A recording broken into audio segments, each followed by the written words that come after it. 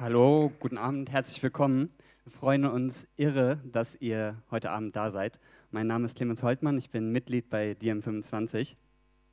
Niemand von uns war schon mal auf einer Bühne vor so vielen Menschen und wir sind alle sehr, sehr nervös, außer Jannis, glaube ich, um das ein bisschen aufzulockern und um euch kennenzulernen, habe ich ein paar Fragen dabei für den Start.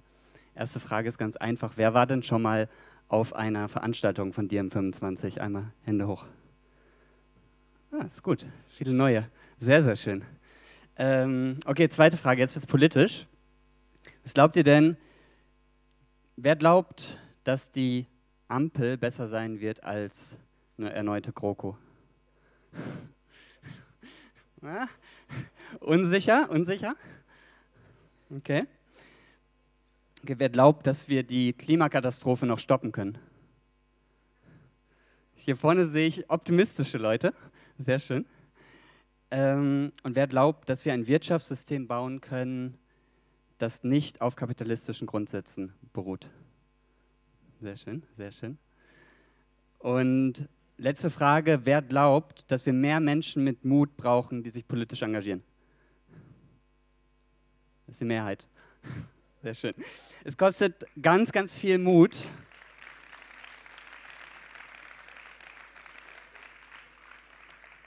Es kostet ganz viel Mut und Entschlossenheit, sich politisch zu engagieren, aber ich glaube, noch mehr Mut und noch mehr Entschlossenheit braucht es, sich auf eine Bühne zu stellen und öffentlich für seine politischen Überzeugungen einzustehen.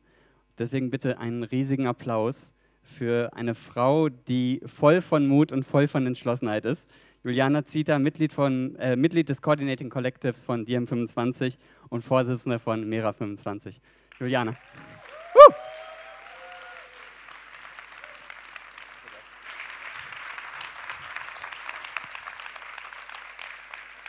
Dankeschön. Dankeschön. Vielen, vielen Dank. Ich kann sagen, ich bin tatsächlich ein bisschen aufgeregt, aber ich freue mich sehr, heute den Abend eröffnen zu dürfen.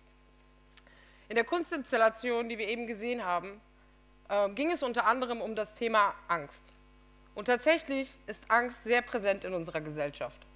Angst vor Arbeitslosigkeit, Armut, Naturkatastrophen, Krankheit, Freiheitsverlust und Faschismus, um nur einige Beispiele zu nennen, bestimmen das Leben vieler Menschen. Hinter vielen Entscheidungen, die Menschen treffen, stehen diese Ängste. Ohne Arbeit kein Geld, ohne Geld kein Essen, kein Wohnen und definitiv keinen Konsum. Ja, wir haben ein Sozialsystem. Aber ein Leben am Existenzminimum mit täglichem Budgetieren und keiner Möglichkeit, was dazu zu verdienen, ein solches Leben kommt für die meisten mit gutem Grund nicht in Frage. Andere haben die Wahl erst gar nicht. Steigende Preise für Benzin, Gas, Strom, Miete leeren die Konten derer, denen es sogar mit einem Vollzeitjob bereits spürbar an Geld fehlt. Unzählige Verträge, Abos, Kredite und finanzielle Verpflichtungen begleiten und erschweren unser aller Leben zusätzlich. Ein Satz, den ich als Kind oft hörte, war: Irgendwann wird selbst Atmen Geld kosten. Damals klang er ziemlich albern, heute wäre ich mir nicht mehr so sicher. Wer beruflich einen Dienst an der Gesellschaft leistet, in der Bildung, in der Kultur, im Sozialdienst, im Service, in der Medizin und nicht genug verdient, ist einfach selbst dran schuld. Es könnten ja auch alle beruflich etwas Ertragreicheres machen, zum Beispiel Anwältinnen werden oder BankerInnen zum Beispiel. Das ist die Antwort Neoliberaler auf soziale Fragen. Ebenso wie der beliebte Slogan: Der freie Markt gibt jedem eine Chance. Ja klar, man sieht es in der Realität, was für eine Chance wir alle bekommen. Für einen richtig gut bezahlten Job muss man sich meistens auch nur um 180 Grad moralisch verdrehen. Ertragen und kritisieren wir nicht toxische Unternehmensführung. Stellen wir keine blöden Gerechtigkeitsfragen, denken wir nicht drüber nach, ob uns der Arbeitgeber zu wenig bezahlt. Seien wir froh, wenn wir überhaupt Arbeit haben. Einen schönen 9-to-5-Job inklusive 30 Tage Urlaub, vielleicht ein bisschen Weihnachtsgeld, bis wir uns maximal erschöpft und minimal abgesichert in die zu geringe Rente verabschieden. Es heißt systemrelevante Berufe.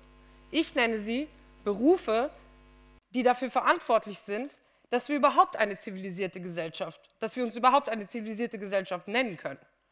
Ohne diese Berufe hätten wir einfach nichts. Dinge produzieren sich nicht von selbst. Häuser bauen sich nicht von alleine, öffentliche Räume werden nicht von Feen geputzt und das Essen im Supermarkt wächst nicht bereits dort.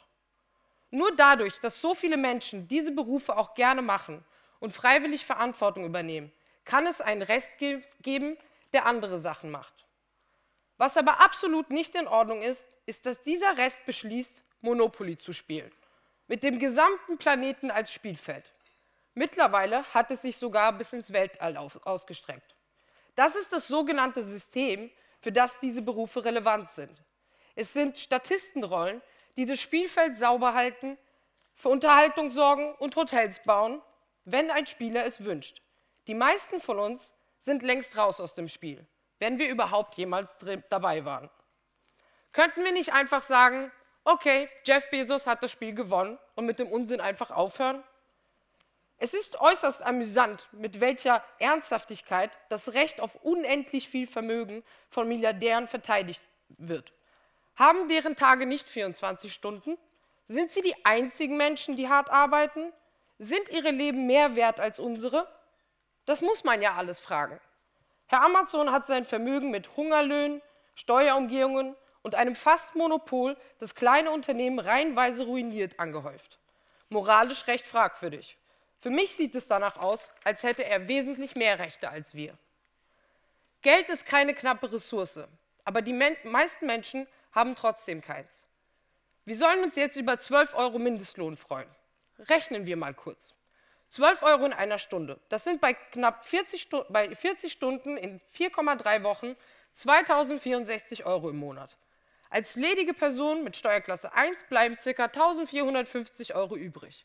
Eine Einzimmerwohnung, zentral in Berlin, kostet ca. 600 € kalt. Bleiben noch knapp 800 € übrig für Nebenkosten, Essen, Trinken und so weiter. In einem Szenario mit Kindern und einer größeren Wohnung geht die Rechnung schon gar nicht auf. Genau. Wenn diese 12 € schon ein Meilenstein sind, dann will ich nicht wissen, wie lange es dauern wird, bis wir ansatzweise gerechte Löhne haben. Ich bin aus der Generation der desillusionierten Millennials. 1,8 Milliarden Menschen gehören zu dieser Generation. Unser Leben, 9/11, 2008 globale Finanzkrise, 2015 Eurokrise, 2020 globale Pandemie. Und unsere Zukunftsperspektive ist eine drohende Klimakatastrophe. Keine Generation vor uns hat ein so geringes Wirtschaftswachstum erlebt. Der Jobmarkt ist klein, Immobilien rar und viele, die studieren, haben meistens mindestens BAföG-Schulden und landen oft in irgendeinem Job mit geringer Bezahlung. Wir werden immer mehr zu einer zweiten verlorenen Generation, die keinen Einfluss nehmen kann und mit Werten ausgestattet ist, die keinen interessieren. Wir waren kleine Kinder, als wir das erste Mal den Euro in der Hand hatten. Wir dachten, wir sind am Beginn einer wundervollen Geschichte. Und dann war es sehr irritierend für uns, dass Europa heute, 20 Jahre später, einfach zerfällt, statt sich weiterzuentwickeln. Man hat uns jahrelang in der Schule zu Lebewesen mit ethischen Grundwerten ausgebildet, damit wir dann in einer Wirtschaft ohne Skrupel entweder alles mit uns machen lassen oder uns einer chauvinistisch, patriarchalen und profitorientierten Kultur anschließen. Und auf Letzteres haben wir einfach keinen Bock. Egal ob männlich, weiblich, beides, keines davon. Die meisten meiner Generation sind feministisch und weltoffen und viel Geld ist nicht das, was wir wollen, sondern die Chance, uns frei zu entfalten, zu leben, wo wir glücklich sind und vor allem wollen wir arbeiten, um zu leben und nicht umgekehrt. Für die etablierte politische Landschaft sind das keine wichtigen Themen. Und aus der Perspektive von Menschen mit Macht, umworben von Menschen mit Geld, ist es verständlich. Die Regenflut in Deutschland letzten Sommer ist ein trauriges, aber gutes Beispiel dafür, wie weit unten die Existenz von Menschen in der Prioritätenliste der PolitikerInnen ist. Ganze Leben, die Familien sich über Jahrzehnte aufgebaut haben, waren in Sekunden zerstört. Und alles, was politisch Rang und Namen hatte, rannte zum Ort der Katastrophe, um ein paar Krokodilstränen in der Kamera zu vergießen. Ich möchte nochmal in unsere kollektive Erinnerung zurückrufen, dass der eigentliche Skandal schon damit anfing, dass man verpasst hatte, die Bevölkerung zu warnen. Es sind Menschen von einer reißenden Flut überrascht worden und es wäre vermeidbar gewesen. Genauso ist es mit dem Klimawandel. Wir haben noch die Chance, uns vorzubereiten und auch die Erderwärmung zu verlangsamen. Aus diesem Grund gehen junge Umweltaktivistinnen auf die Straße und fordern ein Umdenken in Bezug auf die Art und Weise, wie wir Menschen gegenüber einander, aber auch anderen Lebewesen auf der Erde und der selbst uns verhalten. Ihre Ängste sind völlig begründet. Was erwarten Konservative und Wirtschaftstreue denn eigentlich von ihnen? Dass sie so tun sollen, als wäre nichts, ihre Ausbildung folgen, arbeiten gehen und sich eine Existenz auf Prognosen aufbauen wie die Welt wird 2050 unbewohnbar sein? Das ist in 29 Jahren.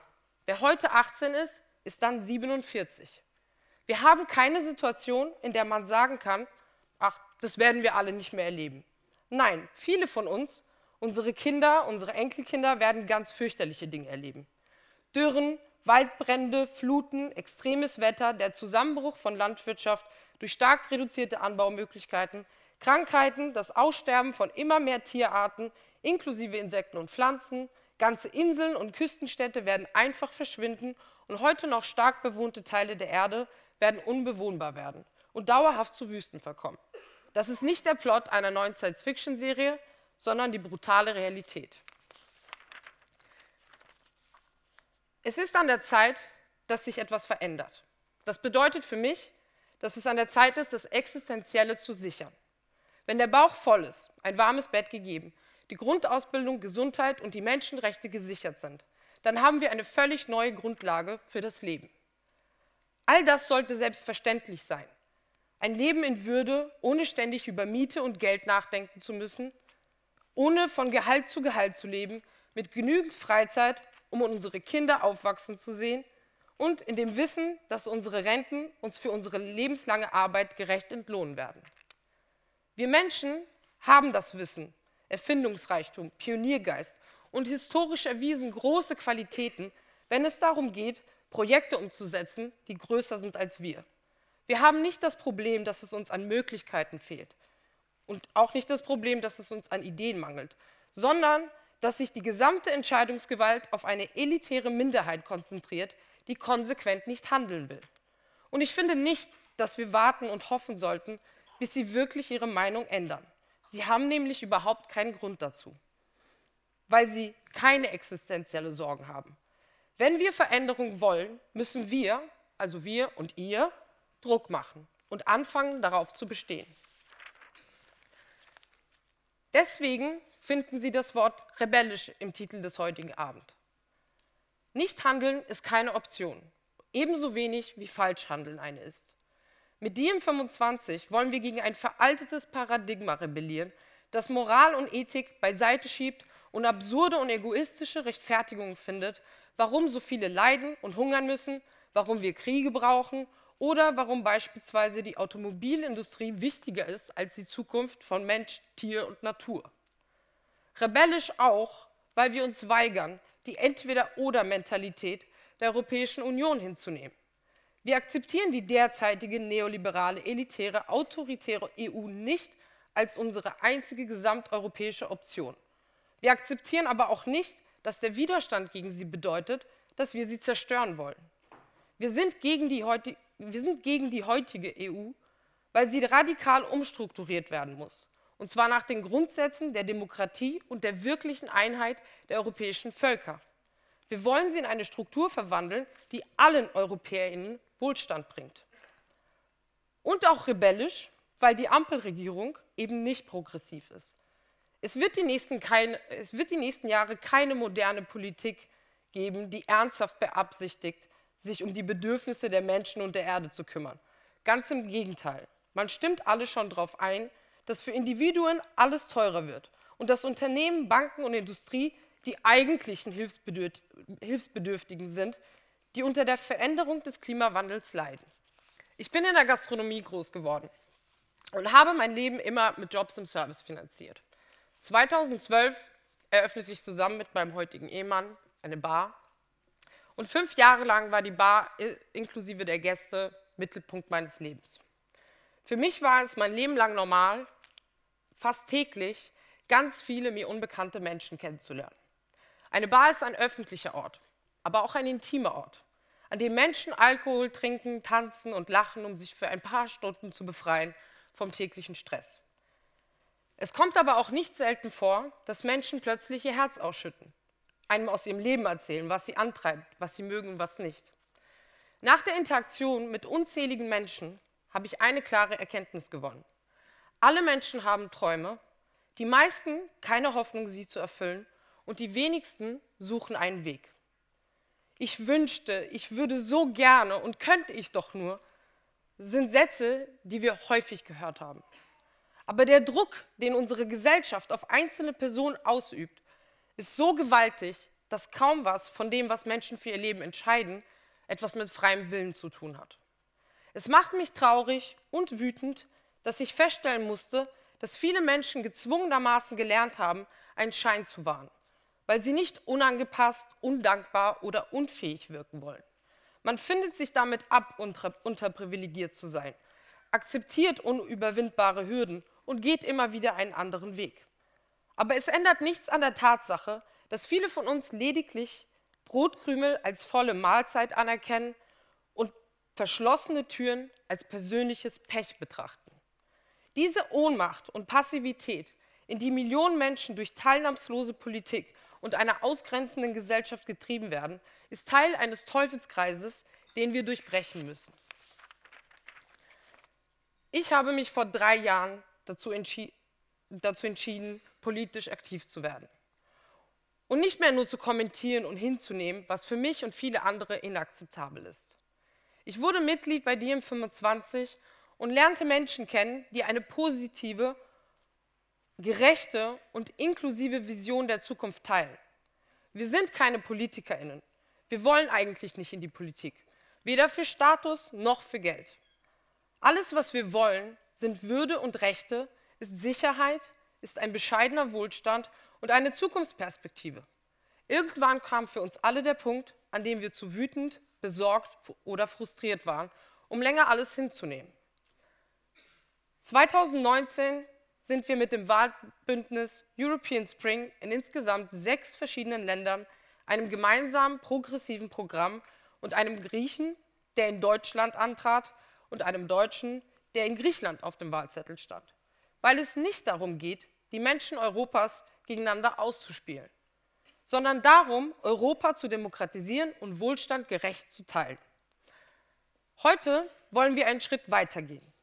In den vergangenen Monaten haben wir an einer rebellischen Agenda für Deutschland gearbeitet, die wir euch heute Abend vorstellen möchten.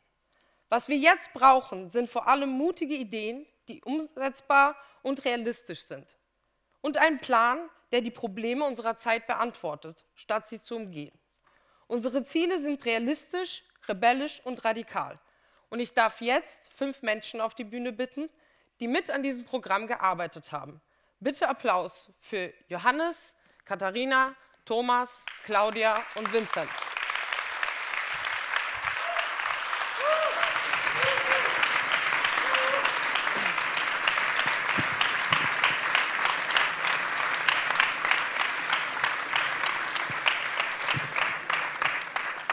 Möchtet ihr euch kurz vorstellen? Gerne.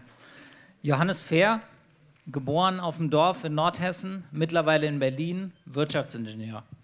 Mein Name ist Katharina Prehn, ich komme aus dem niedersächsischen Nirvana, wohne mittlerweile in Hamburg und forsche zum Thema Wasserstoff in der Energiewende. Thomas Kellermann, ich bin Arzt für Innere Medizin, geboren in Nordrhein-Westfalen, seit 1972 in Berlin lebend. Mein Name ist Claudia Trapp, ich bin in Berlin schon seit ziemlich lange und seit 20 Jahren im Bereich Presse- und Öffentlichkeitsarbeit tätig. Und ich bin Vincent Welsch, Ökonomiestudent aus der Nähe von Frankfurt am Main. Unsere rebellische Agenda für Deutschland hat 180 Seiten. Das ersparen wir euch heute Abend. Wir haben euch 11 Ziele mitgebracht, die stellvertretend für die ganze Agenda stehen. Meine Damen und Herren, 11 Ziele aus unserer rebellischen Agenda für Deutschland.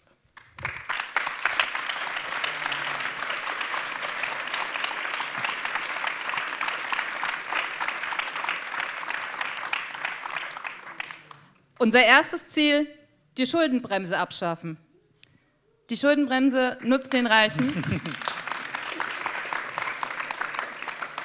Die Schuldenbremse nutzt den Reichen, aber schadet dem Mittelstand, den Armen und dem Planeten.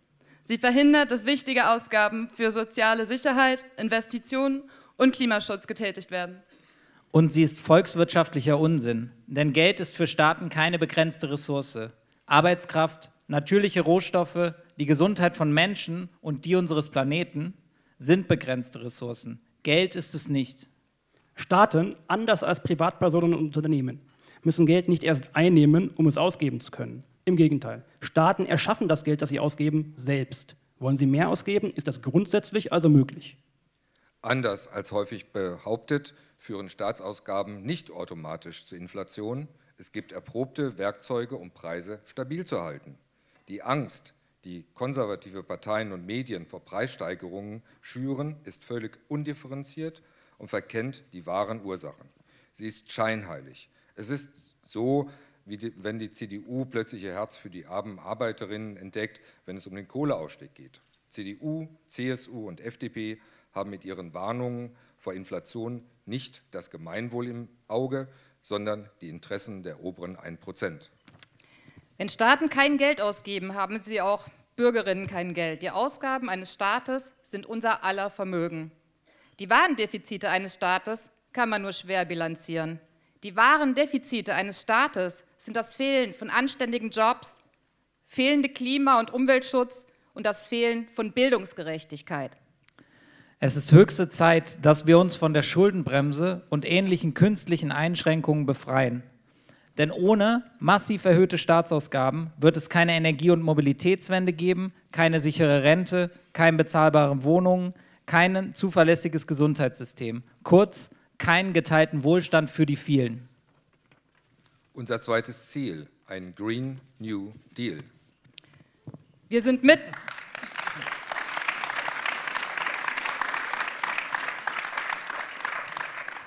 mitten in 3 Krisen: der Klimakrise, einer sozialen Krise und einer Krise der Demokratie. Die Klimakrise bedroht unsere Lebensgrundlagen. Die soziale Krise zeigt sich in prekären Arbeitsverhältnissen, stagnierenden Löhnen und Abstiegsängsten. Die Krise der Demokratie gefährdet unser friedliches Zusammenleben. Keine der klassischen Parteien hat einen überzeugenden Plan, um diese 3 Krisen zu lösen. Deswegen haben wir einen Green New Deal erarbeitet, welcher der Größe der Herausforderung gerecht wird. Die Kernidee ist folgende. Wir wissen, dass wir die Werkzeuge und Ressourcen haben, um gute Jobs zu schaffen und Klimaneutralität bis 2030 zu erreichen. Ein Green New Deal setzt alle Hebel in Bewegung, damit das möglich wird. Erinnert ihr euch daran, wie überall die Testzentren aus dem Boden schossen? Als beschlossen wurde, dass jeder Test, der durchgeführt wird, mit 15 € entlohnt wird?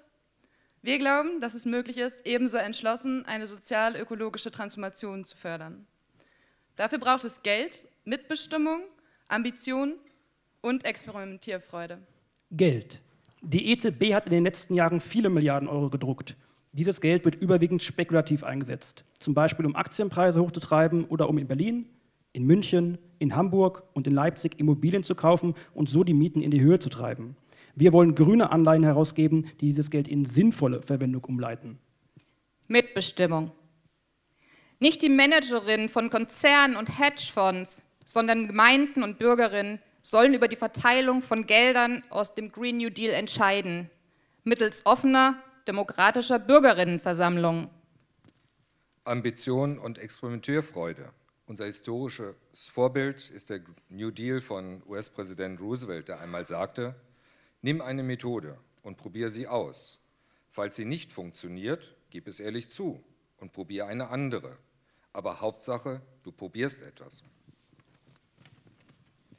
Unser drittes Ziel, eine bedingungslose Rentengarantie. Das deutsche Rentensystem löst das Versprechen nach einem würdevollen, finanziell abgesicherten Leben im Alter nicht ein. Zu viele Rentnerinnen sind von Altersarmut betroffen und sehen sich gezwungen, trotz ihres hohen Alters für ihr Einkommen mit Teilzeitjobs und dem Sammeln von Pfandflaschen aufzubessern. Was ist die Lösung? Die Ampelparteien schlagen eine kapitalgedeckte Rente vor, welche Geld im internationalen Aktienmarkt anlegt. Leider wird nirgendwo diskutiert, was das genau bedeutet. Was bedeutet es denn? Eine Aktienrente bedeutet, dass ArbeiterInnen in Vietnam, den USA, Italien, Bangladesch deutsche Renten bezahlen. Eine Aktienrente wälzt die Finanzierung der Renten auf andere Staaten und ihre ArbeiterInnen ab. Und dadurch verschärft sich die globale Ungleichheit noch weiter. Wir wollen die Rente wieder sicher machen, für alle und ohne neokoloniale Fantasien. Dafür müssen wir das aktuelle System komplett überwinden.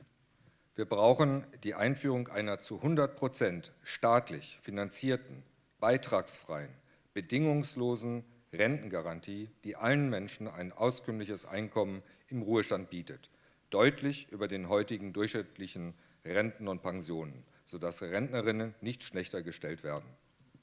Im Klartext, der Staat soll jedem Menschen genügend Rente für ein gutes Leben im Alter garantieren, unabhängig von Rentenpunkten, Einkommen oder Alltagstagen. Aber, wer soll denn das bezahlen? Wir erinnern uns an unser erstes Ziel, die Schuldenbremse abschaffen. Geld ist für Staaten keine begrenzte Ressource.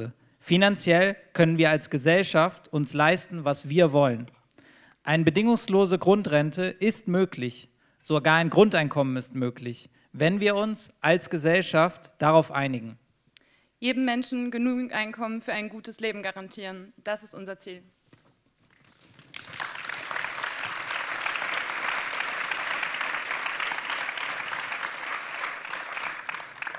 Unser viertes Ziel, ein Impfangebot für die gesamte Weltbevölkerung. In Deutschland hat öffentlich finanzierte Forschung zur Entwicklung eines erstklassigen Impfstoffs gegen Corona beigetragen. Das ist eine enorme Leistung. Aber die Wirksamkeit von Impfstoffen ist für diejenigen, die keinen Zugang zu ihnen haben, gleich null. Eine kleine Anzahl von Impfstoffherstellern steuert monopolartig, wo wie viel Impfstoff produziert wird. Das hat zu einem gravierenden Mangel an Impfdosen geführt. Milliarden von Menschen haben immer noch keinen Zugang zu Impfstoffen. Um Leben zu schützen und weitere Mutationen des Coronavirus zu verhindern, muss die gesamte Weltbevölkerung Zugang zu Impfstoff bekommen. Es gibt auf der ganzen Welt genügend qualifizierte Unternehmen, die in der Lage wären, ausreichend Impfdosen für die gesamte Weltbevölkerung zu produzieren. Unser Ziel ist es deshalb, dass deutsche und europäische Pharmaunternehmen die lebensrettende Impfstofftechnologie schnell und transparent mit qualifizierten Herstellern auf der ganzen Welt teilen. Wir kämpfen für die Freigabe der Impfstoffpatente und einen umfassenden Know-how-Transfer für alle Schritte der Herstellung.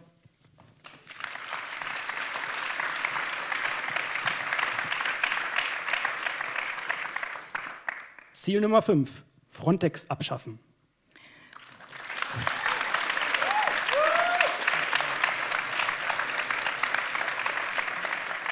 Tausende Menschen ertrinken jedes Jahr im Mittelmeer. Die europäische Grenz- und Küstenwache Frontex ist dabei Teil des Problems, nicht der Lösung. Statt Leben zu retten, ist Frontex Teil einer Grenzpolitik, die Menschen wissentlich und willentlich in den Tod schickt. Frontex begeht nachgewiesenermaßen Menschenrechtsverletzungen an den Grenzen der Europäischen Union. Unser Ziel ist es, Frontex abzuschaffen und sichere Flucht- und Migrationsmöglichkeiten zu schaffen, die Migrantinnen willkommen heißen und Rechte schützen. Wir wollen außerdem erreichen, dass die Ressourcen von Frontex für den Aufbau einer europäischen Such- und Rettungsmission im Mittelmeer verwendet werden, die den Umfang der ehemaligen italienischen Mare Nostrum-Operation weit übertrifft. Denn jeder Mensch hat das Recht auf Leben, auf Schutz und auf Rettung. Was in unserem Namen an den EU-Außengrenzen passiert, ist abscheulich. Lasst uns nicht vergessen, lasst uns nicht länger weggucken.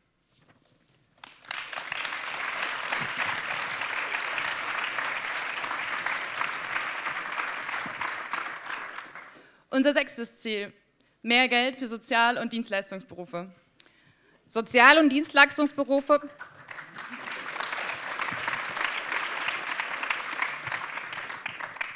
Sozial- und Dienstleistungsberufe, in denen deutlich mehr Frauen als Männer beschäftigt sind, sind schlechter bezahlt als zum Beispiel technische Berufe. Das gilt für Gesundheit und Pflege, Für den Verkauf, für die Erziehung für Berufe in der Reinigung. und auch in der Gastronomie. Es ist unser Ziel, die Gehälter in diesen Branchen ab der Ausbildung deutlich zu erhöhen und nach oben anzugleichen, an das Lohnniveau von eher männerdominierten Berufsfeldern. Die Arbeit eines Bankers ist nicht mehr wert als die Arbeit einer Pflegerin. Und der derzeitige Gehaltsunterschied zwischen einem Unternehmensberater und einer Erzieherin ist unmöglich zu rechtfertigen. Diejenigen, die für unser aller Leben unersetzlich sind, verdienen endlich ein angemessenes Gehalt. Punkt.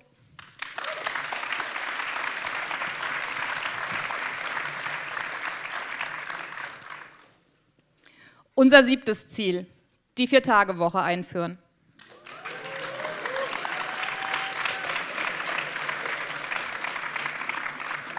Unsere Gesellschaft ist produktiv genug, um allen Menschen ein Leben neben der Arbeit zu ermöglichen. Den Wohlstand, den wir brauchen, können wir auch in 4 Tagen erwirtschaften. Wir werden die Zeit haben, um uns um Kinder und Alte zu kümmern. Zeit haben, einen Garten zu pflegen. Zeit für Politik, für Kunst, Kultur oder ein Ehrenamt. Binge-Watching? Auch für Faulheit ist Zeit.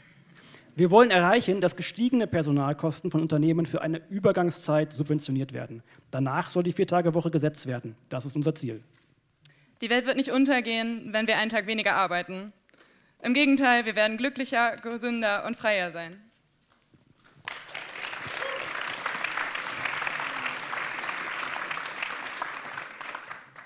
Unser Ziel Nummer 8, eine bundesweite Jobgarantie.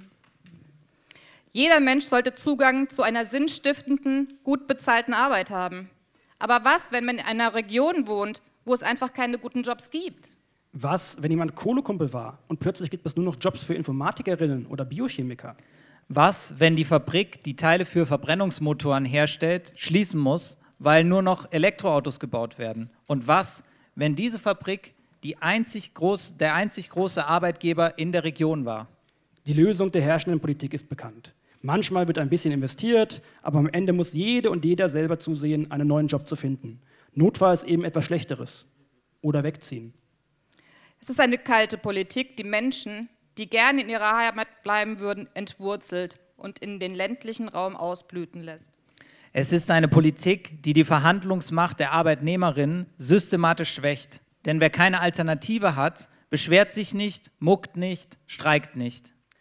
Und es ist eine Politik, die den Widerstand gegen die ökologische Transformation schürt. Denn natürlich sind Menschen gegen Veränderungen, wenn es ihren Arbeitsplatz bedroht oder wenn es keine sichere Alternative gibt. Unser Ziel ist es deshalb, jedem Menschen einen gut bezahlten und sinnstiftenden Arbeitsplatz anzubieten. Als Recht. Überall, jederzeit. Auch auf dem Dorf, auch dann, wenn die Wirtschaft schlecht läuft. Die Jobs sollen nicht in Konkurrenz mit dem privaten Sektor stehen, sondern in gesellschaftlich sinnvollen Bereichen angeboten werden. Das ist wichtig. Wir wollen keine neuen Bullshit-Jobs schaffen, davon gibt es schon genug.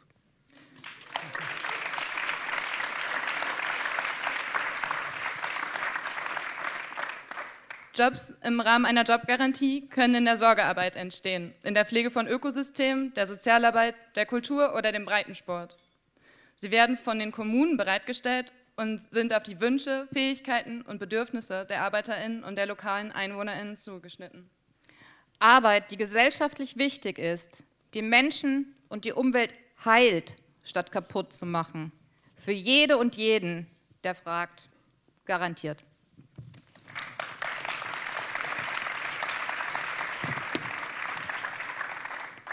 Ziel Nummer 9. Eine bedingungslose Grunddividende. Kein Mensch und kein Unternehmen beginnt mit nichts. Wir alle profitieren von der Arbeit und den Errungenschaften der Menschen um uns herum. Ohne Straßen würde es kein Amazon geben. Ohne Unis findet VW keine Mitarbeiterinnen. Ohne die Landwirtschaft kann Lieferando kein Essen ausliefern. Ohne Kitas hätten Eltern keine Zeit, um bei Amazon einzukaufen und bei VW und Lieferando zu arbeiten. Der Reichtum einzelner Unternehmen basiert zu einem großen Teil auf gesellschaftlicher Arbeit. Und nicht auf der Arbeit von Einzelnen, sondern auf unser aller Arbeit und auf der Arbeit unserer Vorfahren. Naja, und darauf, dass wir während der Kolonialzeit andere Länder geplündert haben, gnadenlos die Natur ausbeuten und uns die halbe Welt mit Entwicklungshilfe gefügig gemacht haben. Aber das ist ja gerade nicht das Thema. Ja, jedenfalls finden wir, dass nicht nur die ShareholderInnen vom Reichtum profitieren sollten, sondern alle, universell und bedingungslos. Unser Ziel ist die Einführung einer europäischen, bedingungslosen Grunddividende. Sie soll aus einem Fonds ausgeschüttet werden, der sich aus Unternehmensanteilen und anderen Vermögenswerten zusammensetzt. Das habe ich nicht ganz verstanden. Ganz einfach. Immer wenn ein Unternehmen an die Börse geht, muss es ein paar seiner Aktien in den Fonds geben. Immer wenn die Lufthansa gerettet werden muss, gehen ein paar ihrer Anteile in den Fonds. Immer wenn Lizenzzahlungen für ein Patent fällig werden, das mit öffentlichen Mitteln gefördert wurde, fließt dieses Geld in den Fonds. Die Einnahmen aus dem Fonds, das Resultat unserer gemeinsamen Arbeit, werden dann zu gleichen Teilen an uns alle ausgeschüttet. Es ist also ein erster Schritt hin zu einem bedingungslosen Grundeinkommen.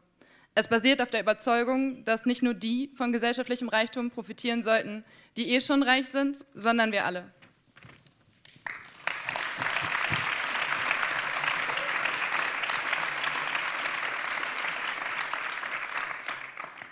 Ziel Nummer 10. Große Immobilienkonzerne kommunalisieren.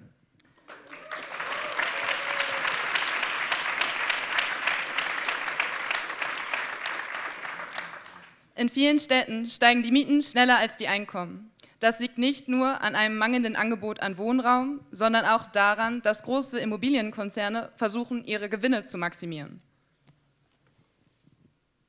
Die übliche Antwort ist: Bauen, bauen, bauen.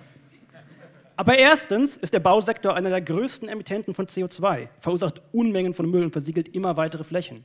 Und zweitens ist in Städten der Platz begrenzt. Wir sind nicht grundsätzlich gegen Neubau, aber bauen, bauen, bauen kann nicht die einzige Lösung sein.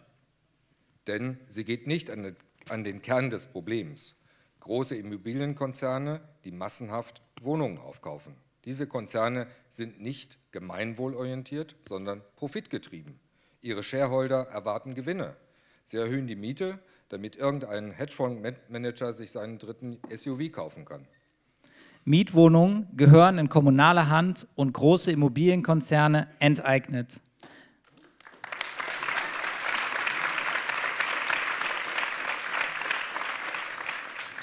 Jemand hat das Berliner Stichwort gehört. Denn Wohnraum ist nicht irgendeine Ware, die sich man leisten können muss und andere können sich das nicht leisten. Jeder Mensch muss eine bezahlbare Wohnung finden können. Das geht einfach nicht, wenn wir Immobilien über den Markt organisieren. Unser Ziel ist das Ende der Spekulation mit Boden und Wohnraum und die Kommunalisierung großer Wohnungskonzerne. Denn Wohnen darf keine Ware sein. Wohnen muss ein Menschenrecht sein, zugänglich für alle.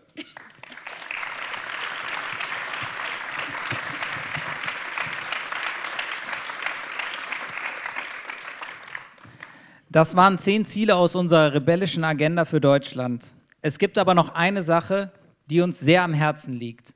Etwas, was eigentlich Voraussetzung ist für jedes einzelne Ziel, was wir vorgestellt haben. Die Demokratisierung Europas durch eine verfassungsgebende Versammlung. Wir wissen, dass das nicht einfach werden wird. Aber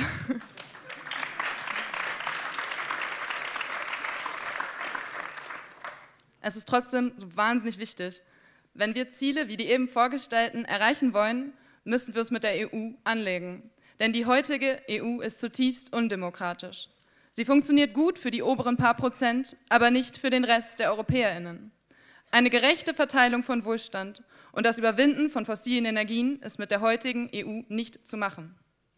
In der heutigen EU sind ganze Politikbereiche dem demokratischen Prozess und der Kontrolle der gewählten ParlamentarierInnen komplett entzogen. Wir wollen uns nicht in die Herrschaft der Brüsseler Technokratie ergeben. Aber genauso wenig wollen wir zurück in vereinzelte, abgeschottete Nationalstaaten. Unser Ziel ist die Schaffung einer europäischen Republik, in der alle Menschen gleich sind, an Würde und an Rechten.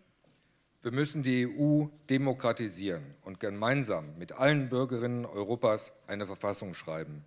Sie muss die aktuellen europäischen Verträge ersetzen und all die Regeln beseitigen, die die Ungerechtigkeiten ermöglichen und unsere Zukunft zerstören. Die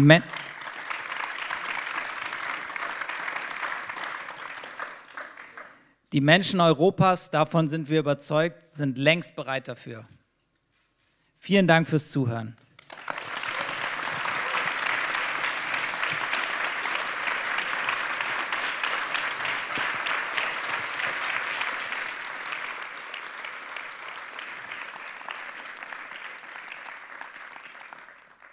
Ihr fragt euch jetzt natürlich, das ist ja schön und gut, aber was machen wir jetzt damit? Denn es ist natürlich gut, diese Forderungen zu stellen, aber das reicht nicht. Für uns besteht ein Programm nicht aus Forderungen, für uns besteht das präsentierte Programm aus Zielen. Warum? Weil Fordern passiv ist. Ein Ziel zu haben, ist dagegen aktiv und wir müssen raus aus dieser Ohnmacht, wir müssen raus aus der Machtlosigkeit. Unsere Ziele sind so wichtig, dass wir nicht nur fordern und dann auf das Beste hoffen. Wir sind kein Think Tank. Wir wollen für unsere Ziele kämpfen. Das geht auf verschiedene Arten. Diem25 ist eine Bewegung, die Menschen zusammenbringt, die dann gemeinsam politisch handeln. In England haben wir beispielsweise gerade eine Kampagne gestartet mit 12 anderen zivilgesellschaftlichen Organisationen und zahlreichen Prominenten, um den NHS, den National Health Service, vor der Privatisierung zu retten. Aber wenn wir ganz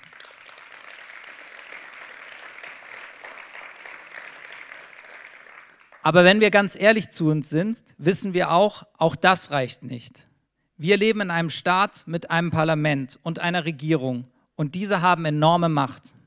Und trotz all der Proteste, Initiativen und Bewegungen, die es gibt und die großartige Arbeit machen, wird unsere Welt ungerechter und grausamer.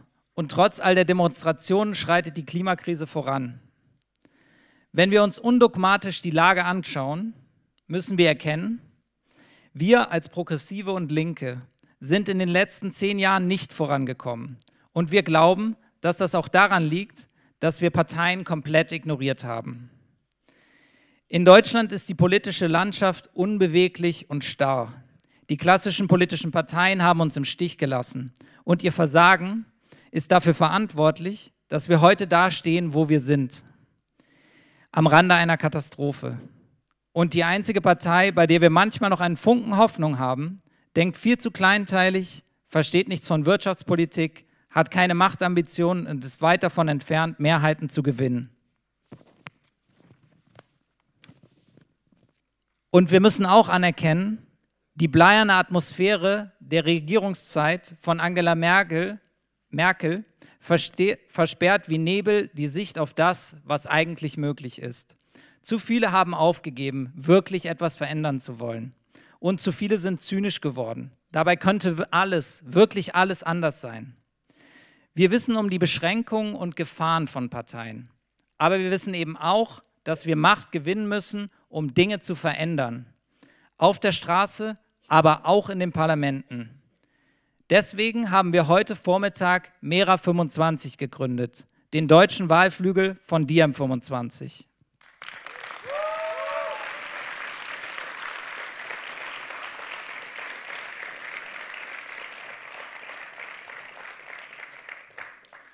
Wir werden in Deutschland an Wahlen teilnehmen mit Menschen, die keine KarrierepolitikerInnen sind und mit einem Programm, das realistisch, rebellisch und radikal ist.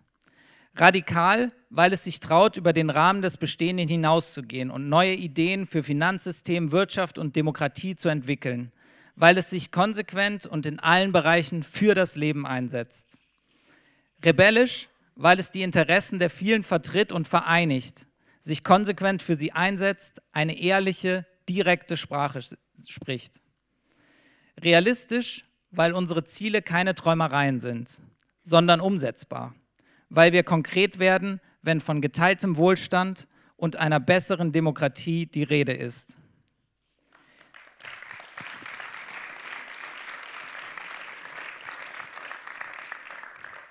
Wir stemmen uns gegen die Ohnmacht und wir wollen die Hoffnung all derer wecken, die längst erkannt haben, dass es im Rahmen des Bestehenden keine Möglichkeit gibt, sich für das Leben zu entscheiden. Unterstützt uns dabei.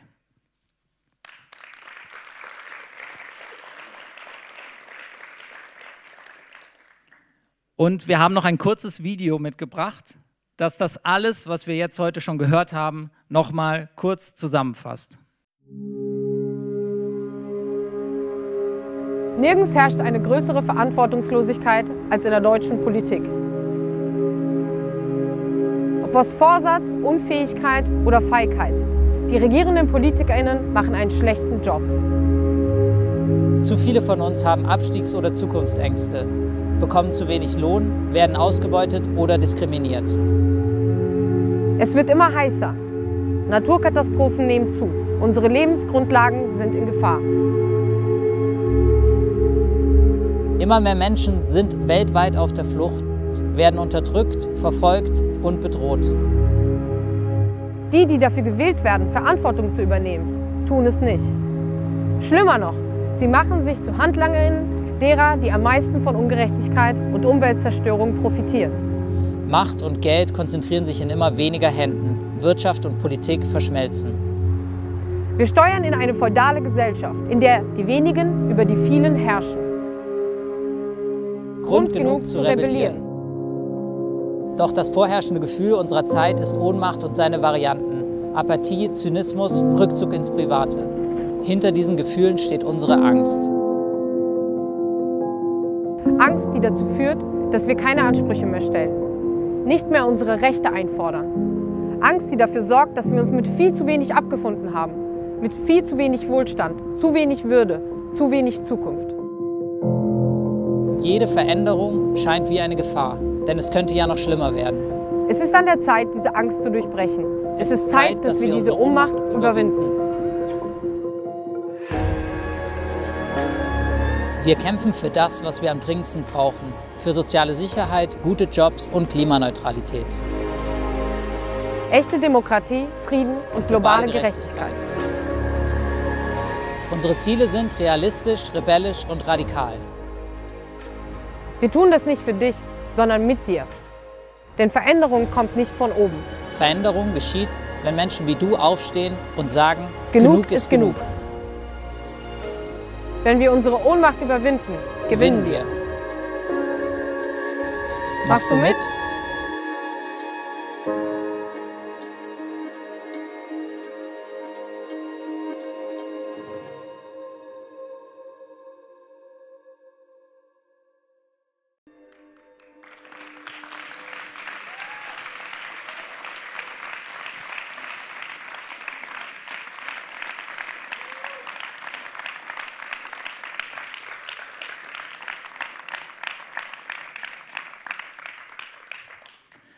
Thank you. Now for the second part of the evening, we will switch the language to English. And with not much further ado, I welcome on stage, with a big applause, the parliamentarian, leader of our sister party Mera25 in Greece and DiEM25 co-founder, Yanis Varoufakis.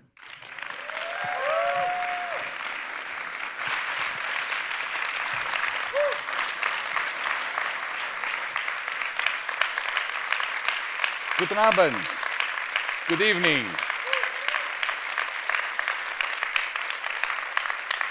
Hello, you crazy, crazy people. There is no...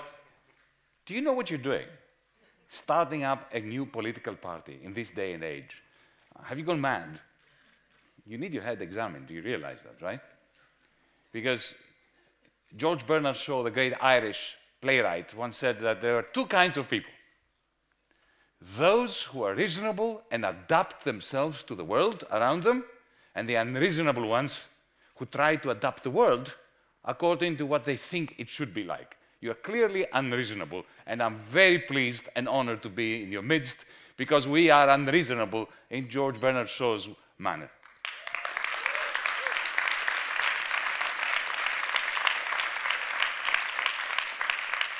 We've had enough of reasonable people, of sensible people, of those who, in this town, as we are speaking, are negotiating the formation of a new federal government.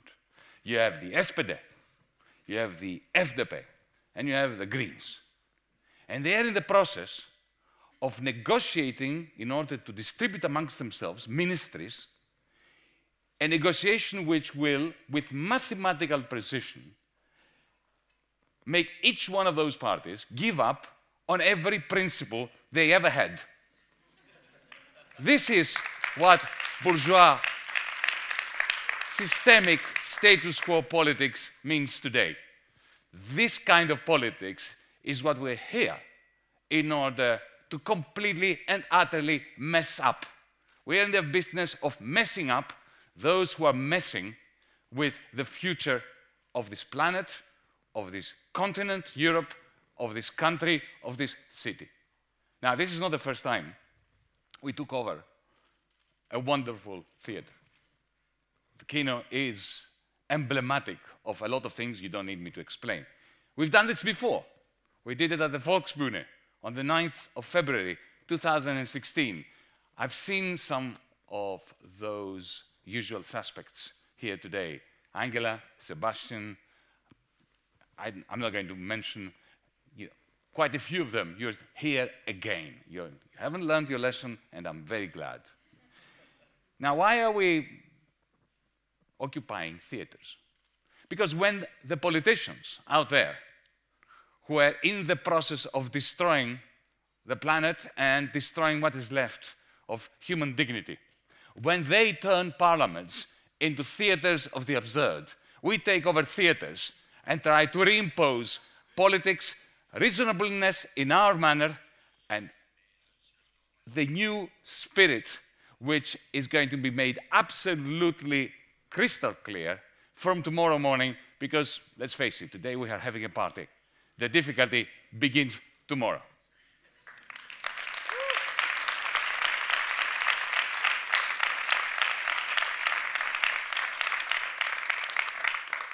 At the Volksbühne Theater back then, in the Kino Theater today, what unites us is a sense of a common dismay, a common analysis, and a common dream. The common dismay is due to the fact that the powers that be seem to be sleepwalking into their own demise, not just the demise of the many, not just the demise of the working people, the precariat, but also their own demise. They are resembling Dr. Frankenstein, who created famously a monster that he could not control. This is what they're doing. Our dismay is what brought us together at the Volksbühne. That was shortly after the Euro crisis. It was during the Euro crisis. It was a crisis, and this is the common analysis that brought us along as well. Of what? Of a monetary system, the euro. That's what created this domino effect. But our analysis was very different from the analysis of everybody else, including the left in Greece, in Italy, in Germany. This was not a clash between the Germans and the Greeks. I'm saying that because we have a Mera-25 in Greece and now we have a Mera-25 in Germany. It was not a clash between two peoples. It was not a clash between the North and the South. What it was the creation of a monetary system in the North, in the South, in the East, in the West, that had one objective. The objective was to make sure that the oligarchy could never be threatened by any government in Greece, in Germany, in France, in Portugal, in Ireland, across Europe. Because think about what they did. By creating a common currency across our countries, effectively, they meant that whoever gets elected in Germany, forget Greece, will not be able, they will not have the tools that are necessary, the monetary tools, in order to transfer large quantities of income and wealth from the haves to the have-nots. Because if you give up on your central bank, you have immediately given up on your fiscal policy. Why? Because the state, the capitalist state, will always spend and spend and spend on the things that the capitalists want. At some point, it will hit the buffer, the 3%, Maastricht rule, whatever. You know, the deficit, your very stupid constitutional debt break. It will hit it, right? And then, even if I put you, Clemens, or you, Juliana, on the driving seat in the government, I make you chancellors, right? Imagine, I have a magic wand. There's nothing you can do. You cannot transfer quantities of money or of wealth at a significant rate from the haves to the have-nots. That is a unique victory for the oligarchy. A victory that the American oligarchy never never scored. The British oligarchy never scored. The Japanese oligarchy. Only in continental Europe did the oligarchy guarantee its immunity from government, even from the CDU government. Now, of course, they had to create an architecture, a monetary architecture, that would start falling under the weight of its own hubris. Austerity is the result. And I'm not talking about austerity in Greece. Because who introduced austerity in Europe?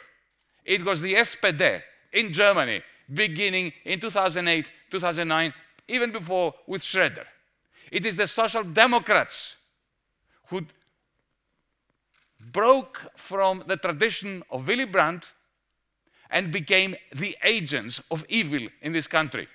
And then the CDU comes over and simply turbocharges what the SPD did. Exactly the same in Greece. Did you notice? It was a socialist government of PASOK in 2010 that ushered in the bailouts for the bankers and a huge, harsh austerity for the people. Okay? And then the right comes on. The bed is laid for them by the Social Democrats. And then what they do is, of course, they turbocharge their misanthropy because they are misanthropes. Nobody expects from the CDU.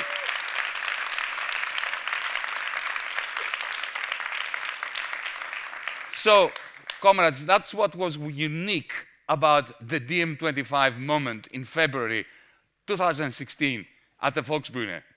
That we said that, listen, folks, the reason why I was being asked, why Berlin? Why are you taking a theater in Berlin to start a pan-European movement in Berlin? Well, firstly, because if you want to ban slavery during the Roman Empire, you don't start in Athens, you start in Rome. Secondly, because the first victims of austerity, the first victims of the German regime were the German workers. And if we don't have a pan-European alliance between the victims of the pan-European syndicate of bankers and oligarchs, we are never going to win. So this is why we started in Berlin. Now, of course, you may have noticed that this is not the first political party we create here. The first one was Demokratie in Europa, when we ran in the European Parliament elections in May 2019. Today, we have Mera25. We have Mera25 in Greece, and as of this moment, as of tonight, we have Mera25 in Germany.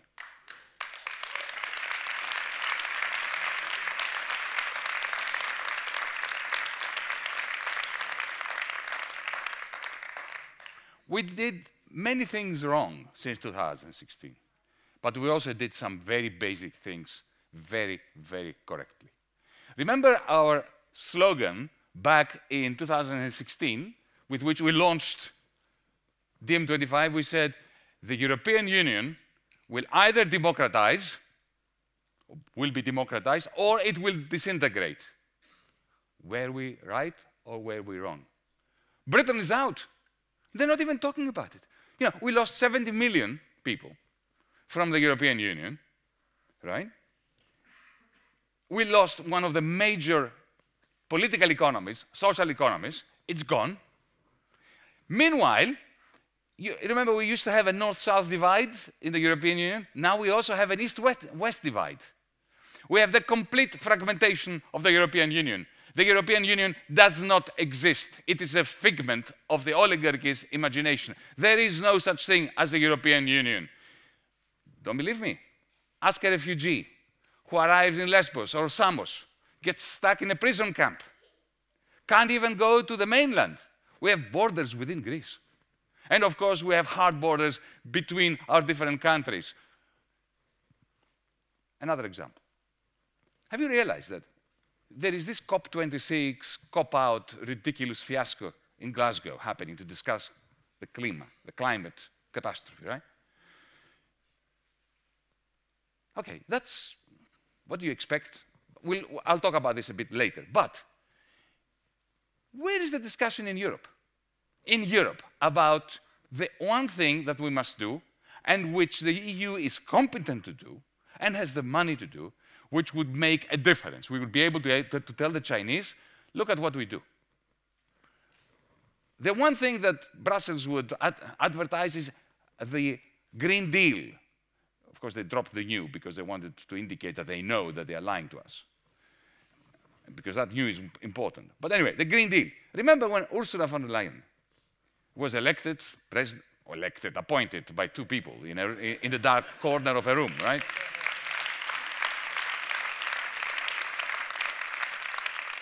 When she became president of the European Commission, she said, 1 trillion euros for the Green Deal by the end of the decade, which is not very little. I did some calculations. I have this terrible habit of adding numbers. That's 1,000 billion, right? 1 trillion is 1,000 billion. How much money did she have in the bank, her bank, the Commission's bank, for that? 29. That's what all they have budgeted for is 29, and they were talking about 1,000. And when you ask them, where is it going to come? Oh, from the private sector. Yeah, right, from the private sector. What, those who want to build Nord Stream 2, and those who want to build more lignite-powered power stations, and those who want to greenwash everything, while browning the planet, they are greenwashing. That's who she referred to.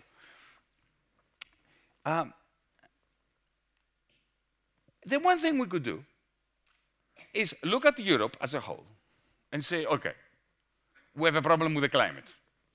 The #1 priority is clean energy for this part of the world called Europe. So we should have one plan for cleaning up our energy shit. That's what it is, right? Let's don't mince words. On this continent. It's not happening. Germany has its own energy plan. Okay? God knows what it is. Nobody does. Lignite, Putin's gas, Schroeder's commissions selling that gas to Germany. By the way, is this guy still not being prosecuted? Schroeder should have been prosecuted. A former chancellor. Peddling natural gas in this day and age of climate catastrophe. Anyway, set this aside. France, full-on nuclear power. No coordination with Germany. No coordination with Brussels. Greece, okay. Need I say more? Italy, nothing. There's no plan for a green energy union, which the European Central Bank printed 2,000 billions during the pandemic. Okay? Poor Ursula wants to have 1,000 billion, and she doesn't have it. The ECB, like that, printed 2,000 billion. 2 trillion. What did it do with it? It gave it to Deutsche Bank, Société Générale, BNP Paribas. The idea is those banks would then lend it to the private sector would do great things for humanity. Create jobs, green energy. No, they won't. It's not because they are bad people. But, if they were to do that, if they were to serve humanity, they would lose their jobs. Because their job is to make profits for their bank, for their company. And there is no profit to be made from providing public goods. There's only profit to be made from providing private goods. Right? Unless, of course, the government comes and says, you do this, you do that, or the European Union. But the European Union doesn't do that. It lets them. And you know what? They look at you guys and girls. Yeah? They look at you. This is the bankers and the large corporations. And you know what they see? Miserable people who can, from a financial point of view, you're not credit-worthy. I mean, Deutsche Bank has billions to lend. Will it lend it to you? No, because you will never be able to repay it. So what they do is they pick up the phone and they call people that they know. The managing director of Volkswagen, of Siemens, of Alstom in France, of Peugeot, of Google, of Apple, yeah? Of Amazon. And they say, look, we have a few billions here for free. We'll give them to you. Because they get them at negative interest rates from the ECB. The ECB pays Deutsche Bank to take money that it prints. I mean, you only have to state that to realize the madness. But there is a plan in the madness, right? So Deutsche Bank gives it, in the end, Volkswagen doesn't want the money Because Volkswagen, as you know, has savings. Corporations with savings, crazy. But nevertheless, still true, right? If they have savings, it means they don't want to invest it. Apple, in the United States, actually in Ireland, because that's where they all hide their dough, right? Apple has $210 billion worth of savings. So the phone call comes from Frankfurt. Do you want a few more billion? For free. They say, okay, sure, send it. Now, they're not going to invest it, because if they wanted to invest, they wouldn't have savings. They would have invested their savings, wouldn't they? That's free money for them. So what they do is they take the money and they go to the stock exchange and they buy back Volkswagen shares. Volkswagen buys Volkswagen shares. So as they do that using public money to buy Volkswagen shares, Volkswagen shares go up. And guess what? The director, the managing director, CEO, that has given that order, it's usually his salary and bonus is linked to the share price. So he gets a very nice, big, fat check. Well, actually, wire, right? And then you know what he does? He comes to Berlin and buys half of Berlin. And then the rents go up. And then you are being told that you are being economically irrational to demand rent controls.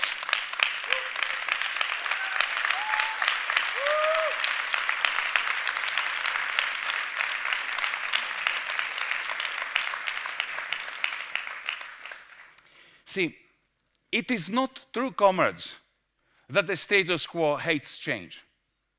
It is only half true. They believe in changing everything, that everything must change so that nothing changes. That is only a thought that Hegel would be able to capture through his dialectics. Because they hate change, they are changing everything. And they have no compunction to change everything. You saw, I mentioned the example, when it comes to saving their own ham and interests, what they do is they print $2 trillion, euros, $2 trillion, no problem, like that. And did they ask the Bundestag? Did they ask the French National Assembly? No, they just churn it up. They just print it, and they give it to themselves. Look, I've been watching the status quo. I'm getting old a bit, so I have quite a few decades of watching this status quo. And I've noticed the 4 stages of reaction. The 4 stages of reaction. Whatever the problem might be, whether it's economic crisis, climate crisis, social crisis, crisis in football, it doesn't matter. Whatever the crisis might be about, there are 4 stages to the reaction. The first stage is they say, oh, nothing much is happening, there's no need to change business as usual. Relax.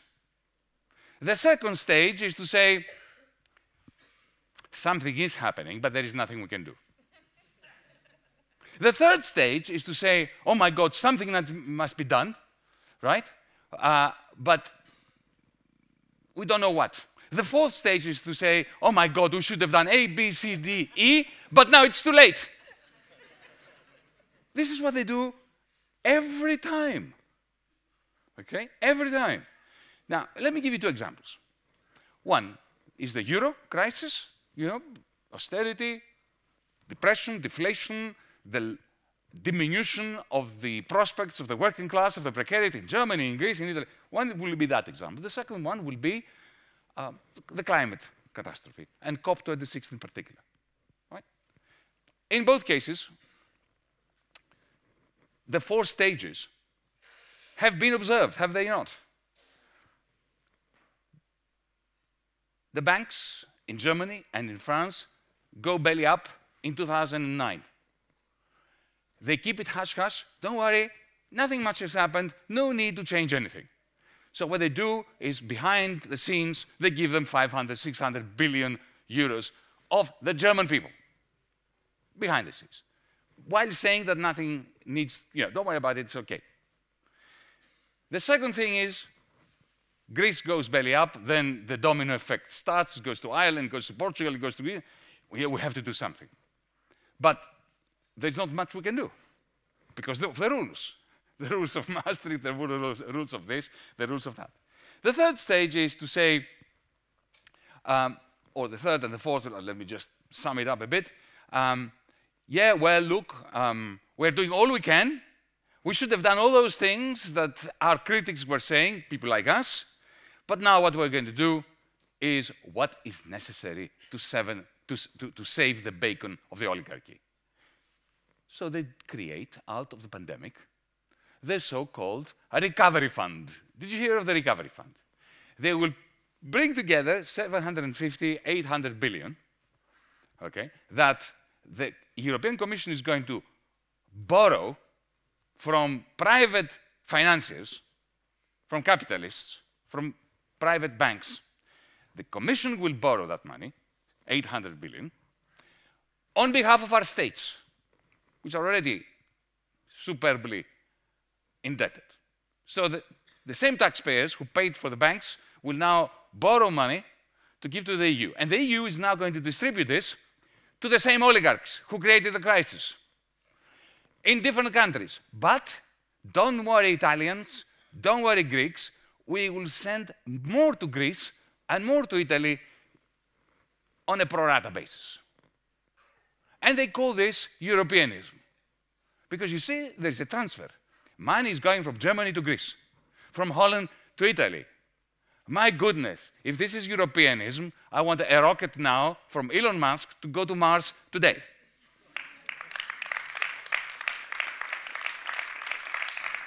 Because you know what they're doing? They are making the German worker borrow money to give to the stinking, disgusting Greek oligarchs. That's what the transfer is. When they say they will transfer fiscally money to Greece, they don't mean to the Greek people. They mean either to somebody who has already wrecked Greece and wants more money in order to do more of that, or to their own companies like Fraport, the German Fraport, that has been given 14 of our airports, and they will get more money from the German workers through the recovery fund. This is why I'm telling you, they are quite happy to change everything so that nothing changes. COP26, okay? We are sizzling. This planet is boiling. We have a genuine, and now you see, it's a little bit like Philip Morris. Remember Philip Morris, Marlboro? For years, they struggled to convince us that smoking is not bad for us. For years. You know, smoking-induced cancer denial. They paid huge quantities of money. They even bribed doctors to say that there was no problem with smoking, it doesn't create cancer. And then what they did, once it was clear that that is rubbish, okay? Then they started saying, oh yes, we have to do something. Let's introduce better ventilation systems in bars and restaurants so that nothing changes. This is exactly what they did in COP26. COP26, which even by their own standards failed, but nevertheless, even if they had succeeded, let's say that they succeed tonight, I believe that they are working into the night to come up with a communique. My God. You know, the world is burning, and the great and good leaders of the world are inside the room arguing about 2 paragraphs, which will nevertheless guarantee that nothing will happen, however they phrase those paragraphs. Yeah? And why do we know that? Because the target which they are failing to reach is that of net zero by 2050. You know what net zero means? That we will destroy the planet. That's what it means. Net zero is not zero. When you put the net in front of the zero, you annul, you are zeroing the zero. Because effectively, it's the ventilation analogy with Philip Morris. It's like saying to fossil fuel industry, keep doing it, keep destroying the planet, keep releasing carbon into the atmosphere. We know exactly how much carbon you will release in the atmosphere when you have a lignite-powered station for producing electricity in this country, in Greece, wherever. We know exactly how much damage you will do, but we will allow you, by 2050, to offset this with plantations. Where? God knows where.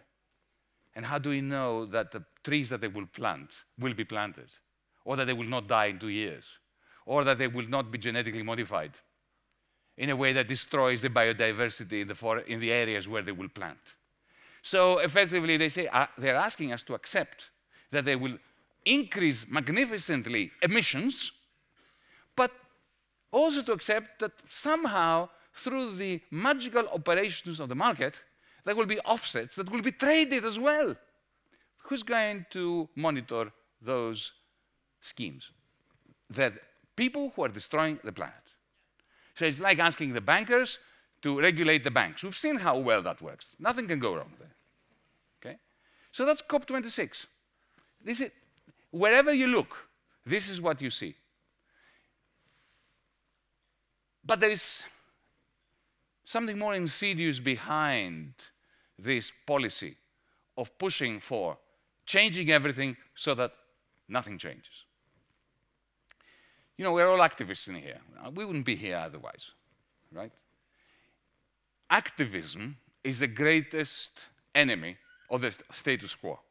So the status quo has come up with a remedy for activism. Inactivism. The ideology that they want to push down your throat and inside your brain and mine, primarily inside the brains and the minds of people who are not here today, who, you know, are too tired to be here today. They've worked 12 hours a day, 14 hours a day, they are precariat, they go home, they crash out. The last thing they have time for is politics. What they want to impute into the mind of those people, of the majority, is the idea that, yes, the powers that be know that something is the matter, whether it is the euro or climate, that they have the best science dealing with it, that they have the money. Mark Carney, the former governor of the Bank of England, was in Glasgow, and you know what he said? He said, I am bringing 130 trillion. 130 trillion. Because he was representing financiers whose assets were worth 130 trillion. He said, the money is here. If the world wants to use it, it's here. Okay, of course, the money is there. There's no doubt about it. Humanity never had as much money as we have today. Not you and me, right? But the rich have never had as much money as they have today. The amount of savings and liquidity in the world economy is at an all-time record. So the money is there, but it's there because they're not using it for the right purpose. And they are not going to repurpose it because they are going to lose it individually, and of course humanity would benefit from that.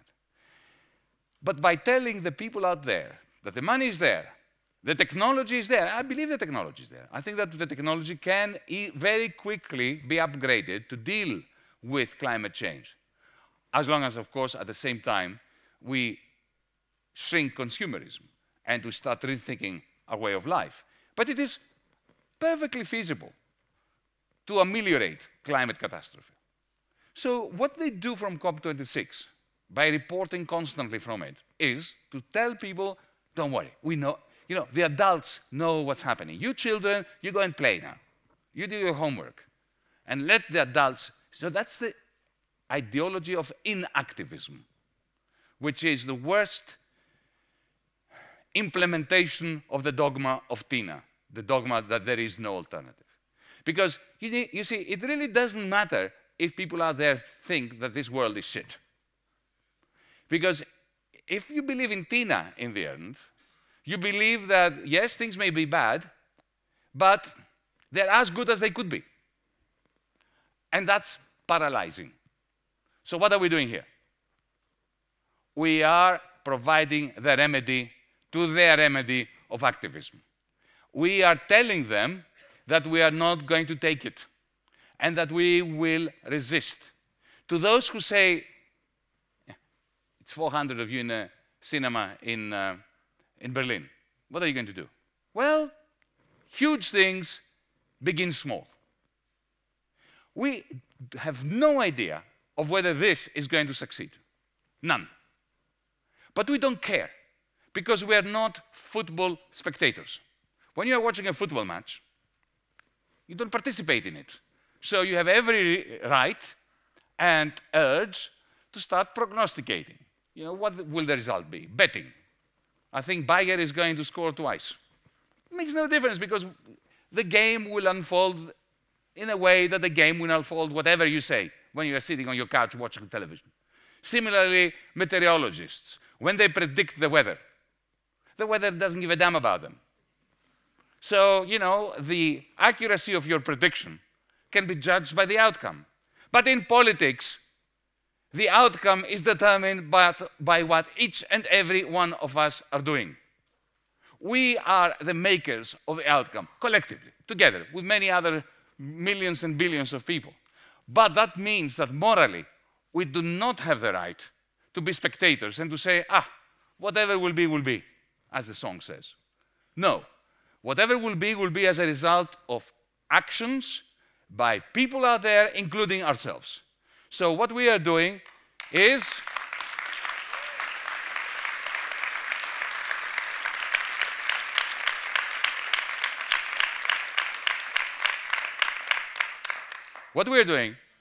we are giving ourselves a chance to have a good life.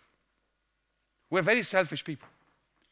You see, because I don't know about you, but if I lose hope, I'm not optimistic. I think this world is going to dust. I think this planet will burn. I think that, you know, Agent Smith in the Matrix will be proven right, that we are a virus on the face of this planet, and that will be destroyed by the planet. I'm not optimistic, but I'm hopeful. This is what we always said in DiEM25 from the Volksbühne Theater. We are not going to let hope slip from our fingers, through our fingers. We are going to, comrades, I know I'm going to die. That's no reason for me to be upset. I get up in the morning and I live my life as if I'm going to be immortal. I know I'm not immortal. Similarly, we are going to do that which we must do as Mera25 in Germany, as Mera25 in Greece, because it's fun, and because we're going to enjoy doing it, and because not doing it would make us miserable, and it would make this world a worse world than it is.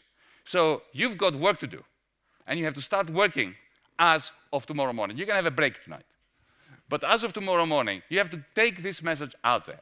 Now, of course, we have to be self-critical as well, because we made mistakes. We created DiEM25, and to many people, it looked like an intellectual exercise by an elite in Europe of young people, of students, of Europeanists, people who spoke English, right? I'm very pleased that the presentation today was in German, because this is a German party. One of the mistakes we made was to make it too English in terms of the language, to make it too pan-European, because you and I we have every reason to worry about Europe, because nothing good is going to happen in Leipzig, in Stuttgart, in Berlin, if there is no European transnational plan for doing it, and if we don't have this transnational solidarity. But at the same time, when you go to a person, proletarian, precarian, somebody who is worried about their neighborhood, and you say, talk to them about Europe, and you talk to them about the end of the world due to climate change, they say, listen, mate, go to hell. I don't care what's going to happen in 30 years. I care about the fact that I'm not going to be able to pay my rent in 3 days. So this is why we need to do something we have not done since 2016 as DiEM25, which is to have not just a grassroots pan-European movement, but to grow these electoral wings, which in the language of the people who are suffering or not suffering, they speak to them in their own language about their concerns in their neighborhood, in their block of flats, in their vicinity, in their region, in their state, in their Europe, on the planet. This is what we're doing.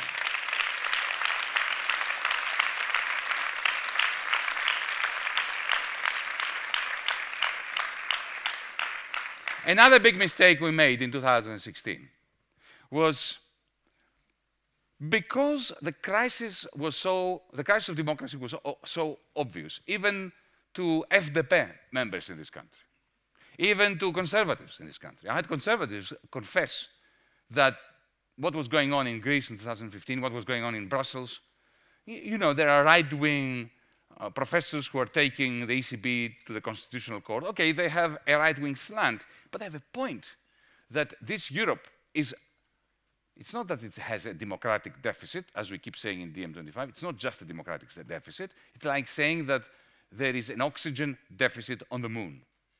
There is no oxygen deficit on the moon. There is no oxygen on the moon. There is no democracy in Europe. It's not that it is substandard, weak, defective, has a deficit. No, there is no democracy. All the big decisions have been taken by people whom you don't even know, whom you've never voted for, okay? And then governments that are the result of negotiations like the one that is happening today are simply rubber stamping those decisions that are made behind closed doors by supposed technocrats, who are technocratically even very low brow. Not good technocrats even. And the result is that Europe is falling behind. Every time we have a crisis in Europe, Europe becomes weaker vis-à-vis China, the United States, its own moral and logical standards. So the mistake we made was we tried to ride that wave of discontent with European democracy, and we concentrated on democracy. Now, democracy, of course, is a very radical concept. And we were not being unradical by concentrating on democracy, because according to Aristotle, if you remember, democracy is a system of government in which the poor govern, because the poor are by definition the majority. Aristotle was saying that because he hated democracy. Okay? But you know what happened? After the 18th century, 19th century, and so on, they managed to smuggle into Western Europe and the United States the concept of democracy in order to describe oligarchies with periodic elections.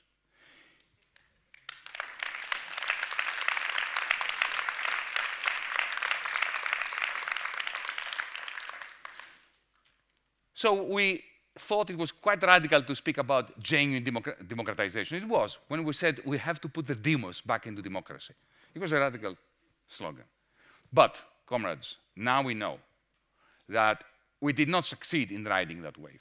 We stood in the European Parliament elections 2019. We got 1.5 million votes across Europe. We didn't elect anybody here. We failed.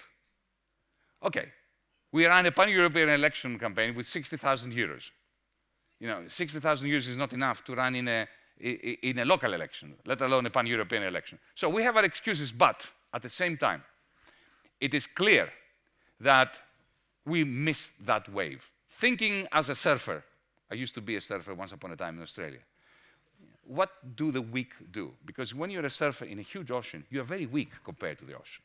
Well, you wait for the waves, and you have to position yourself to catch the right wave at the right time. We didn't catch the one in 2015, 16, 17. We missed that one. The oligarchy came back, and exactly as we predicted, the result was the rise of fascism. Exactly as we predicted. But you know, as I said, we are not prognosticators. We are going to be judged according to our impact on the world, not according to our capacity to predict.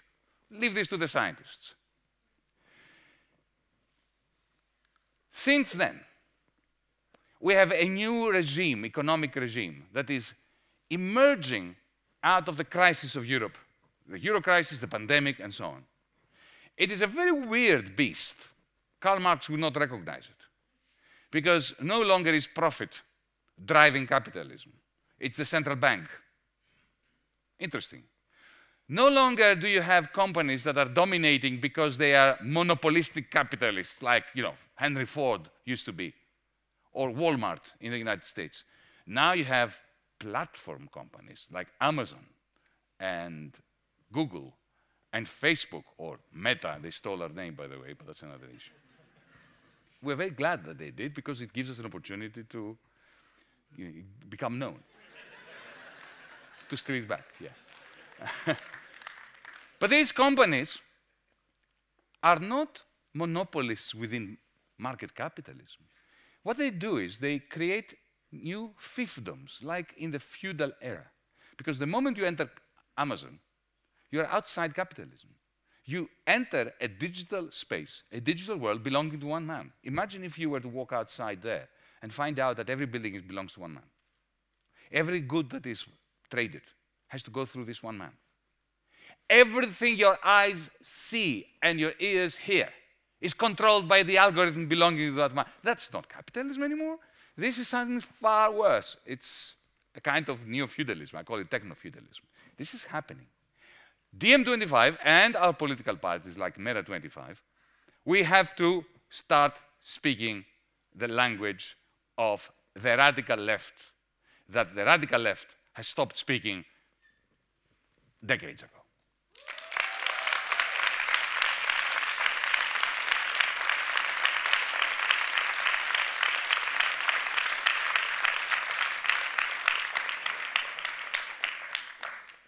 The Green New Deal, great. Not enough. Green Keynesianism, an important stepping stone.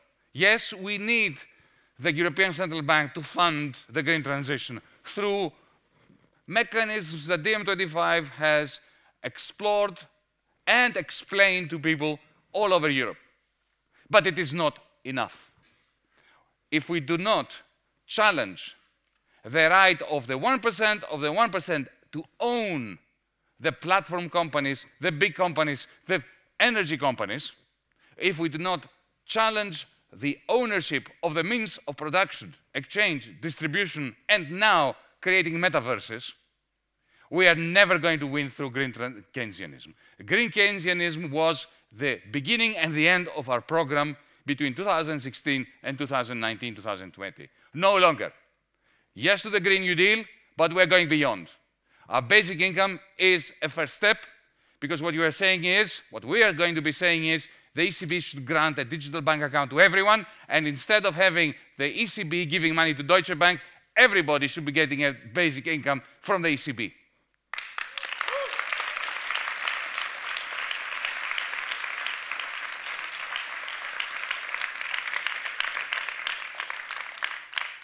So we need to radicalize. We need to connect with people on the street. We have to maintain our transnational politics. And we have to be critical of existing parties. Because, comrades, after 2016, we tried our damnedest to create unity amongst progressives. We spoke to people in the SPD. I'm talking about Germany now. We talked to people in the Green Party. We had a great relationship with our comrades in Die Linke. We talked in France with the Communist Party of France, with France Insoumise, Mélenchon, in Spain with Podemos. What we tried to do, remember we were not a threat to them in 2016 because we said we're not going to create parties. We're not going to be a political party. We're a movement bringing together all the progressives. Because at long last, you know, we have to copy the bankers and the fascists. Because the bankers and the fascists internationalize. They create syndicates across the world, across Europe. Whether you speak to a German banker or a Greek banker or an Italian banker, it's exactly the same thing. They will tell you the same story. If you speak to a German neo-fascist, a Greek neo-fascist, an Italian neo-fascist, same story. You talk to progressives, you have two progressives in one room, you have 6 opinions. We're not going to win like that.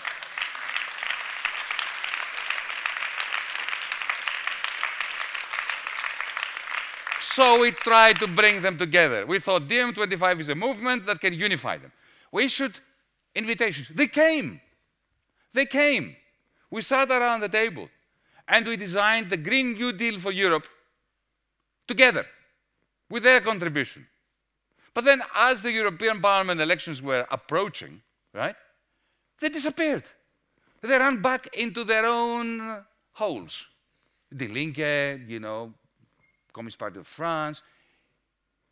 When I was talking to my comrades, to our comrades here in Die Linke, I would say to them, why don't we run across Europe? Because, you know, it's important when you have a European Parliament election. And the fascists and the bankers, or, you know, the Troika, whatever, yeah, when they field the question from a Swede, a German, a Greek, or an Italian, what should we do about this? They give the same answer.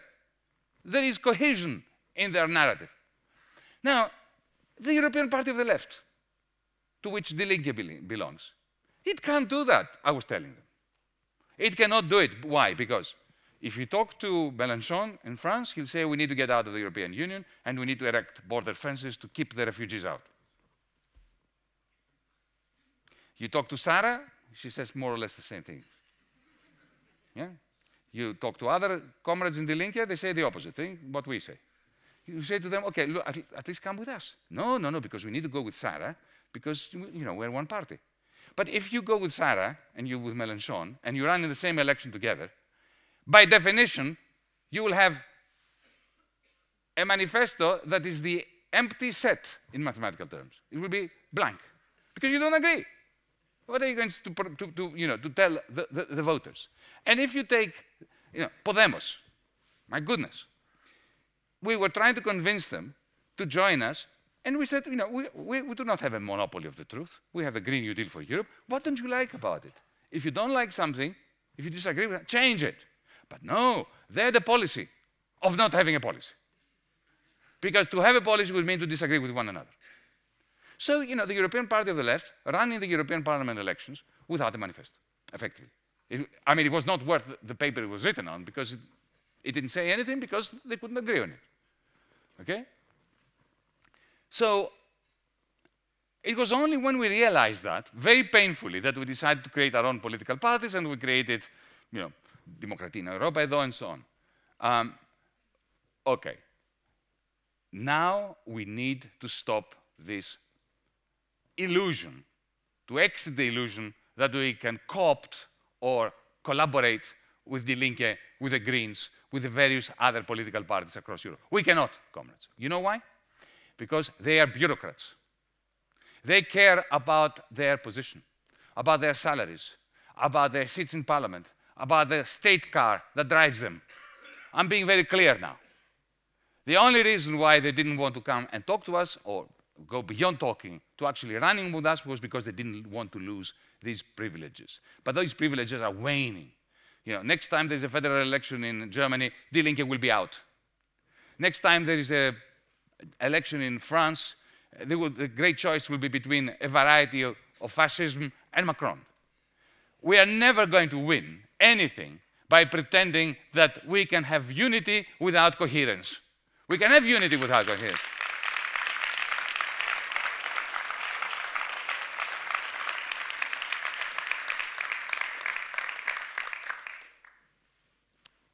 So, your job is to go out there and reignite passion in the hearts and minds of people who are finding it difficult to imagine a future that may be substantially different from the dystopic present. When we ended the Volksbühne event on the 9th of February of 2016, we said a couple of things. First, Brian Eno addressed the public and said, start cooking, recipe will follow. Now we have to amend it a bit. Start cooking, we are going to crowdfund in Germany the recipe. And that's your job. The second thing we said was, let's get out there and shake Europe gently but firmly. Your job is to shake Germany gently but very, very firmly. Carpe diem.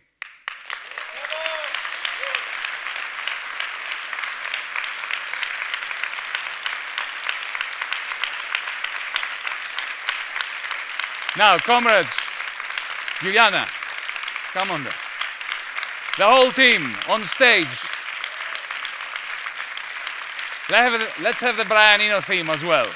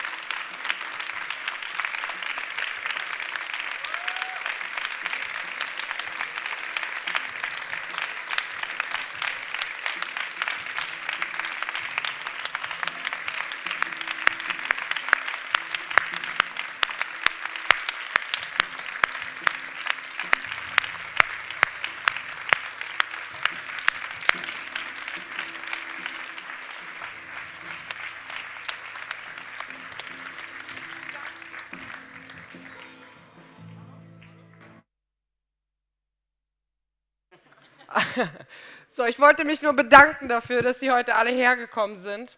Wir haben immer noch Pandemie und es ist trotzdem sehr schön, dass sehr viele Leute hier heute hergekommen sind. Ich hoffe, Sie hatten einen wunderschönen Abend und wenn Sie Interesse haben beim Rausgehen, können Sie, ich glaube im Foyer rechts, gerne Mitglied werden Und wenn Sie auch ein bisschen Zeit brauchen, um nachzudenken, können Sie es auch gerne später morgen werden. Oder viel später. Nicht zu viel später. Auf jeden Fall vielen Dank. Ich hoffe, Sie hatten einen schönen Abend und ich hoffe, wir sehen uns beim nächsten Event.